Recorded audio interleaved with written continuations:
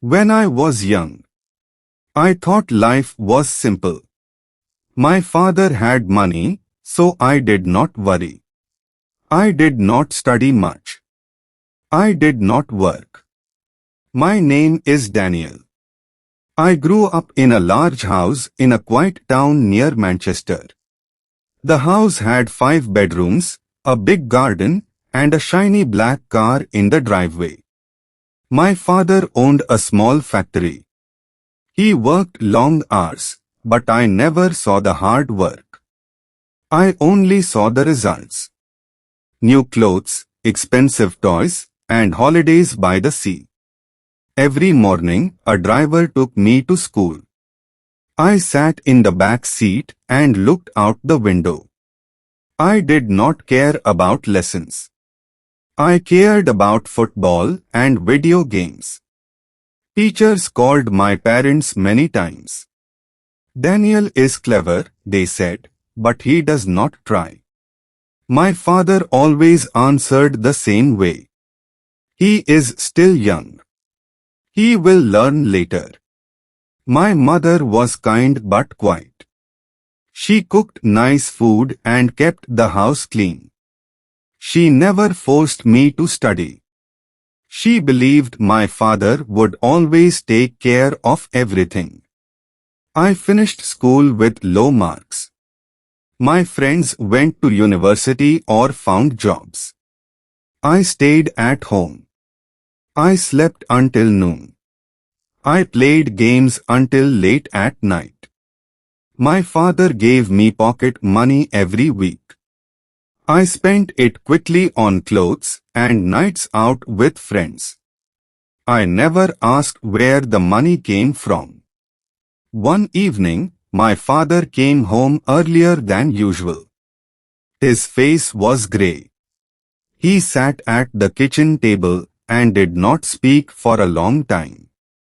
Finally, he said, "The factory is in trouble. We have lost many orders. The bank is asking for money we do not have." I did not understand. I thought rich people never had problems.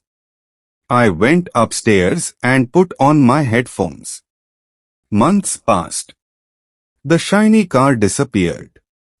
Then the gardener stopped coming. Then we sold some furniture.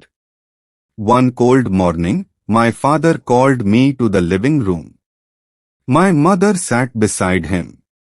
Her eyes were red. "Daniel," my father said, "we have to sell the house. We will move to a small flat. I have found a job in a warehouse. It does not pay much." I felt angry. "This is not fair," I shouted. "I did not ask for this." My father looked at me with tired eyes. "Life is not always fair. From today, you will work too."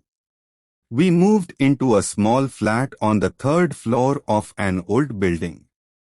There was no garden. The heating was weak.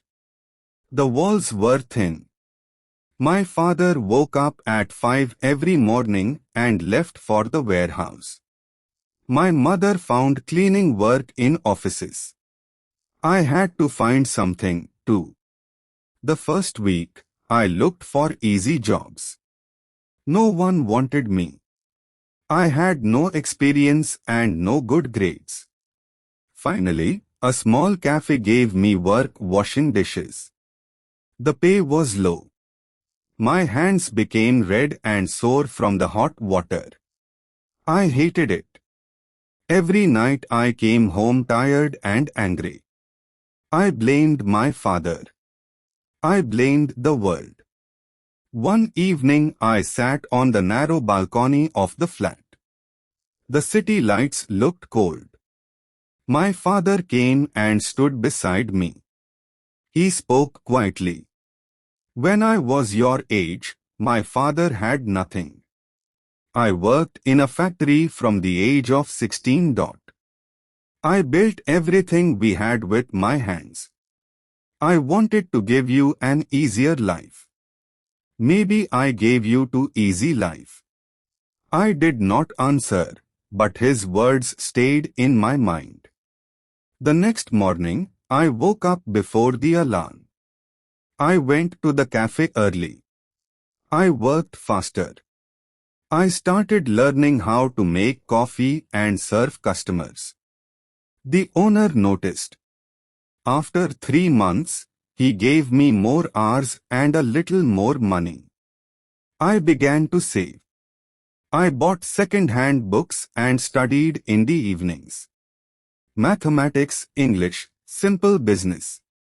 I studied because I finally understood I needed knowledge. A year later, the cafe owner opened a second place. He asked me to help manage it. I worked 12 hours some days. My body was tired, but my mind felt stronger. My father still worked at the warehouse. His back hurts. His hair became white, but he never complained. One Sunday, I took my parents to a small restaurant. It was not expensive, but it was clean and warm. I paid the bill with money I had earned myself. My mother's eyes filled with tears. My father smiled for the first time in a long while. "I am proud of you," he said. Those 4 words meant more than all the pocket money he had given me in the past. Years have passed since we lost the big house. I now manage 2 small cafes. I still work hard. I still wake up early. I am not rich in the way my father once was, but I sleep well at night. I know that what I have belongs to me because I built it. Sometimes I walk past our old house. A new family lives there now. Children play in the garden. I do not feel jealous. I feel grateful. When I was young, I thought life was simple because my father had money. I believed money would always protect me. I was wrong. Money can disappear in one season. Health can change in one day. People you trust can leave. What stays with you is what you build inside yourself.